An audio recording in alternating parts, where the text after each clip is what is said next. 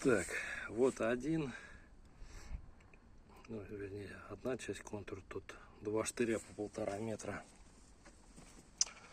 А вот вторая часть контура, тоже два штыря, 1,5 метра. Всего 5,8, по-моему, метра получилось. Так, вот переход идет на щиток. Здесь зачищено. Болтовое соединение. Вот так сделано.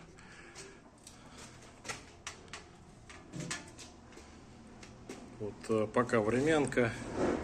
Потом, когда будет все разведено, поставлен счетчик. Вот тогда бросим уже постоянный кабель, уже новый будет, новые провода, 4.